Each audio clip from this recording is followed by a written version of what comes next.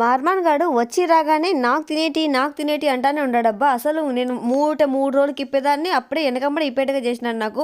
వాడివి తినేటి ఇచ్చేంత వరకు వాడికి నిద్ర రాలేదు. వాడికి 200 అయిపోయిందనమాట. ఎందుకంటే వాడికి చేతికి అందుతున్నాయి కాబట్టి అన్నీ వాడికి ఏం కావాలంటే వాడు అవి కొనుక్కుంటాడనమాట.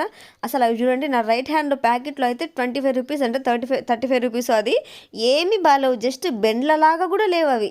వాడు ఓఆర్ఎస్ కూడా తీసుకున్నాడు, యాపిల్ ఫ్లేవరు. అసలు ఆ రోజు చంపినాడు అనమాట వాళ్ళ డాడీని.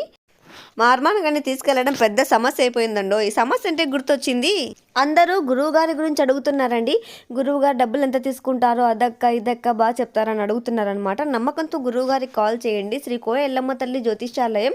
గురువుగారు గోవిందరాజు గారు ఫోన్ ద్వారానే జ్యోతిష్యం చెప్తారు. విద్యా, ఉద్యోగం, ప్రేమించిన వారు దూరం అవటం, భార్యాభర్తల సమస్య, అత్తాకోడల సమస్య, కుటుంబ సమస్యలు, స్త్రీ పురుషుల సమస్యలు మొదలైనవి ఏవైనా సరే గురువుగారికి నమ్మకంతో కాల్ చేయండి, పరిష్కారం లభిస్తుంది.